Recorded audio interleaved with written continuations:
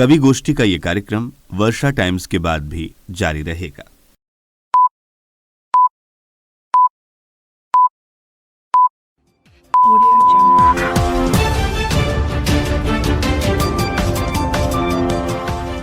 नमस्कार, ये रेडियो वर्षा है। अब आप पल्लव से वर्षा टाइम्स।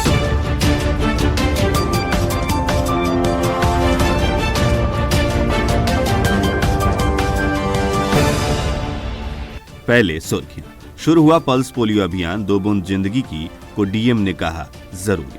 कड़ाके की ठंड की वजह से फसलों पर झुलसा और गलका का बढ़ा प्रकोप। रेडियो वर्षा में किया गया कवि गोष्ठी का आयोजन और पर्यावरणविद व रमन मैग्सेसे पुरस्कार से सम्मानित डॉक्टर राजेंद्र सिंह सोमवार को आएंगे गोपालगंज। अब वर्षा टाइम्स विस्तार से। बच्चों को 2 बूंद जिंदगी की पिलाएं और उनके जीवन को खुशहाल बनाएं। पोलियो उन्मूलन के लिए चलाए जा रहे इस अभियान का हिस्सा बने और अपने बच्चों की पोलियो की खुराक दिलाना न भूलें। ये बातें जिलाधिकारी डॉक्टर नवल किशोर चौधरी ने सदर अस्पताल में रविवार को 5 दिवसीय पल्स पोलियो अभियान के शुभारंभ के दौरान कही। उन्होंने कहा कि 5 वर्ष से कम आयु के अपने बच्चों को पोलियो की सभी खुराक समय पर दिलवाएं। स्वास्थ्य और सुरक्षित भविष्य के लिए 2 बूंद जिंदगी की जरूरी है। सजग बने, पोलियो को लौटने का मौका न दें और अपने बच्चों को पोलियो की खुराक पिलाएं। डीएम डॉक्टर नवल किशोर चौधरी ने कहा कि जिले में 5 दिनों तक पल्स पोलियो अभियान चलाया जाएगा। अभियान के तहत आशा कार्यकर्ता और आंगनवाड़ी सेविका घर घर जाकर 0 से 5 साल तक के बच्चों को पोलियो की खुराक पिलाएंगे। इसको लेकर माइक्रो प्लान भी तैयार किया गया है। माइक्रो प्लान के अनुसार अभियान को सफल बनाया जाएगा। साथ ही इन कर्मियों की मॉनिटरिंग एवं अभियान का सफल संचालन के लिए सुपरवाइजर और मॉनिटर की तैनाती की गई है। अभियान के दौरान इस बात का ख्याल रखा जाएगा कि एक भी बच्चा पोलियो की 2 बूंद दवा पीने से छूटे नहीं। इस मौके पर civil surgeon doctor TN Singh, ACMO doctor AK Chaudhary, जिला प्रतिरक्षण पदाधिकारी doctor Shakti Kumar Singh, DPM Dheeraj Kumar, WHO के SMO doctor Anand Shankar, UNICEF के SMC Ruby Kumari, health manager Amrendra Kumar समेत अन्य स्वास्थ्य कर्मी मौजूद रहे। वहीं घर घर जाकर पोलियो की 2 बूंद पिलाने की शुरुआत भी की गई। राजेंद्र नगर और आर्यनगर मोहल्लों में वैक्सीनेटरों ने वैक्सीन की 2 बूंद पिलाई। वहीं हमारे माझागढ़ संवाददाता सुदेश प्रसाद श्रीवास्तव ने जानकारी दी कि माझागढ़ में रविवार से 5 दिवसीय पल्स पोलियो अभियान का शुभारंभ हो गया। अभियान के तहत 0 से 5 वर्ष तक के बच्चों को माझागढ़ प्रखंड की 20 पंचायतों में करीब 32,000 बच्चों को खुराक देने का लक्ष्य निर्धारित किया गया, जिसके लिए 2 सदस्यों की 83 टीम का गठन किया गया है, जो घर घर जाकर बच्चों की बचाव के लिए पोलियो का खुराक देकर उन्हें प्रतिरक्षित कर रही हैं। पूरे जिले में पड़ रही कड़ाके की ठंड का असर अब फसलों पर दिखने लगा है। झुलसा और गलका का प्रकोप बढ़ गया है। हमारे थावे संवाददाता ने जानकारी दी कि कड़ाके की ठंड से बर्बाद हो रही किसानों की रबी फसलें जनवरी माह में लगातार पड़ रहे कड़ाके की ठंड से आलू, तोड़ा, सरसों, मिर्च, टमाटर की फसलों में झुलसा और गलका रोग का भारी प्रकोप देखा जा रहा है।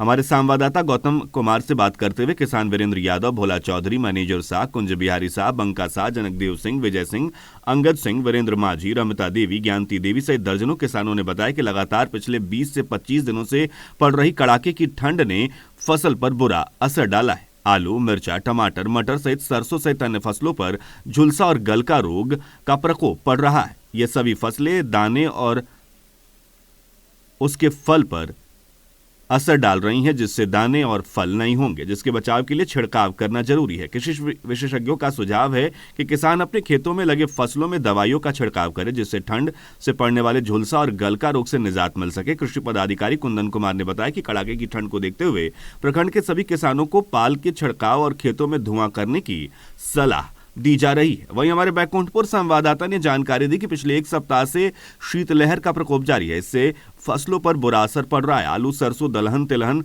सहित अन्य फसलों की पत्तियां सिकुड़ने लगी हैं। कई गांवों में रबी फसल पीले पड़ने की शिकायत भी मिल रही है। किसानों का कहना है कि फसल की सिंचाई करने व यूरिया खाद का छिड़काव करने के बावजूद पीलापन बढ़ता जा रहा है। आलू और सरसों की फसल पर भी शीतलहर की मार देखी जा रही है। गमारी गांव के किसान प्रहलाद प्रसाद ने बताया कि ठंड से आलू की पत्तियां सिकुड़ने लगी हैं। सिरसा पुराना टोला के किसान अनिरुद्ध सिंह बताते हैं कि सिंचाई करने के बावजूद खेतों में लगी गेहूं की फसल पीली दिख रही है। इससे फसल में हरियाली लौटने की उम्मीद फीकी पड़ती जा रही है। मौसम का तापमान न्यूनतम 5 डिग्री तक पहुंचने के कारण फसलों पर बुरा असर पड़ रहा है। प्रखंड कृषि पदाधिकारी मिथिलेश प्रसाद ने बताया कि फसलों पर ठंड का असर पड़ रहा है। इससे निजात पाने के लिए शीघ्र ही किसानों को कृषि समन्वयकों के माध्यम से कैंप लगाकर आवश्यक सुझाव भी दिया जाएगा। उधर कटिया प्रखंड में भी विभिन्न क्षेत्रों में अत्यधिक ठंड के कारण रबी फसलों पर बुरा असर देखा जा रहा है। अत्यधिक ठंड के कारण आलू, मिर्च, मटर, टमाटर और सरसों की फसल पर झुलसा और गलका रोग का प्रकोप बढ़ गया है, जिससे किसानों के अंदर मायूसी छा रही है। वहीं किसानों ने अपनी व्यथा सुनाई है। बटकौली के किसान प्रभुनाथ तिवारी ने बताया कि अत्यधिक ठंड के कारण सरसों की फसल पर ज्यादा असर नहीं है, परंतु आलू और पछेती गेहूं की खेती पर काफी प्रभाव पड़ा है। धर्मकट्टा गांव के किसान प्रमोद मिश्र ने बताया कि ठंड के कारण उनके गेहूं के खेत में पीलिया लग गया है। दवा के छिड़काव करने के बाद हल्का लाभ दिखाई दे रहा है।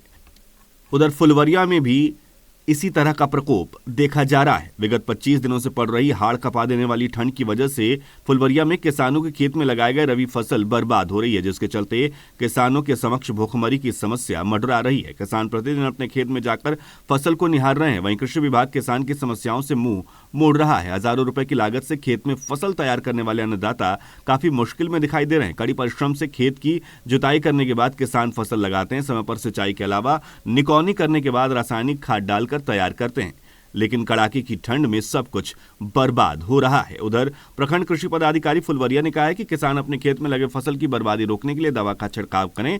इसके अलावा रासायनिक खाद यूरिया का घोल तैयार कर खेत में छिड़काव करेंगे तो लाभ मिलेगा।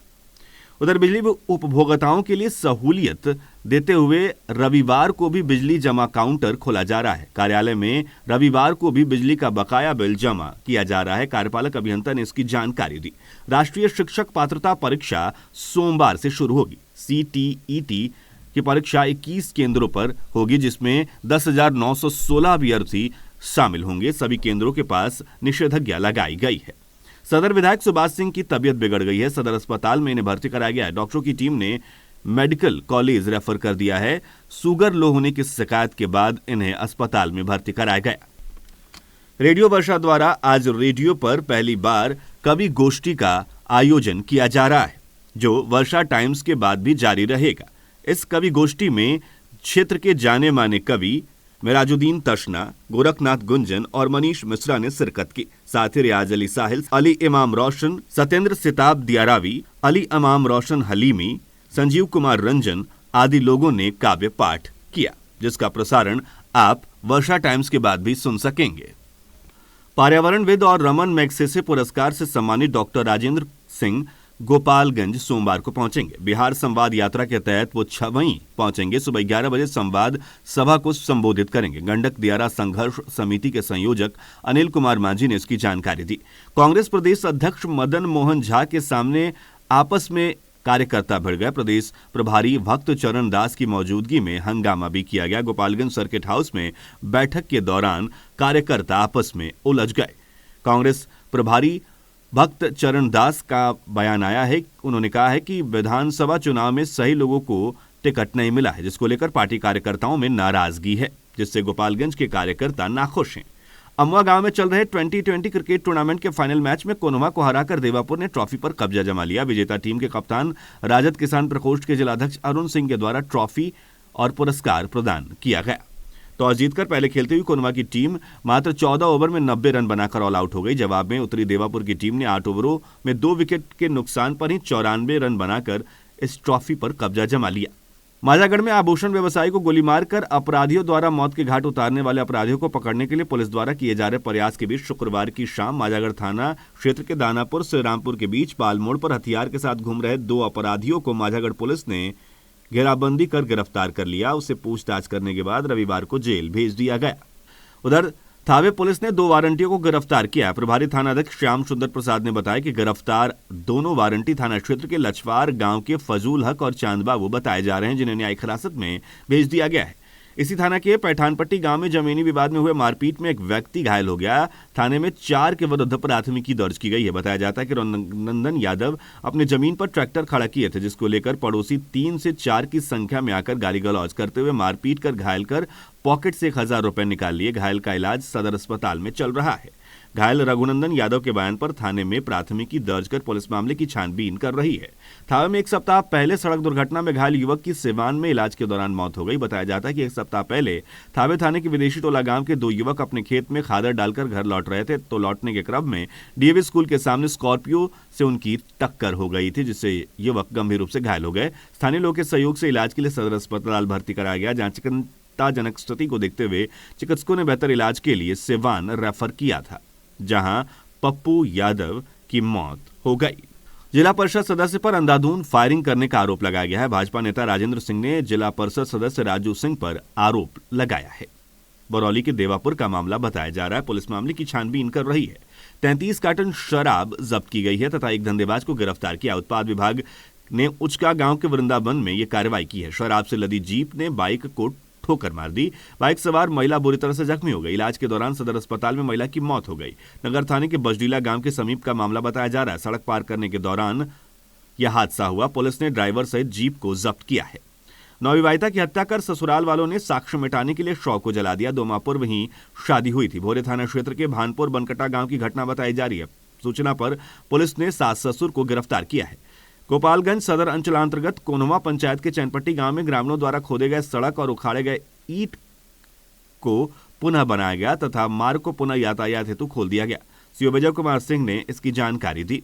120 बोतल देशी शराब और साइकिल के साथ 3 तस्करों को बिशंबरपुर पुलिस ने गिरफ्तार किया। गिरफ्तार तस्करों से पूछताछ के बाद उन्हें उत्पाद अधिनियम के तहत न्यायिक हिरासत में जेल भेज दिया गया है। बुलेरो और बाइक की जोरदार टक्कर में बाइक सवार महिला की मौत हो गई, जबकि उसका पति गंभीर रूप से घायल हो गया। घायलों को पुलिस और स्थानीय लोगों की मदद से सदर अस्पताल के इमरजेंसी वार्ड में भर्ती कराया गया, जहां डॉक्टरों ने महिला को मृत घोषित कर दिया। अब अंत में सुर्खियां एक बार फिर। शुरू हुआ पल्स पोलियो का अभियान, 2 बूंद जिंदगी की को डीएम ने कहा जरूरी। कड़ाके की ठंड की वजह से फसलों पर झुलसा और गलका का बढ़ा प्रकोप। रेडियो वर्षा ने आयोजित किया कवि गोष्ठी।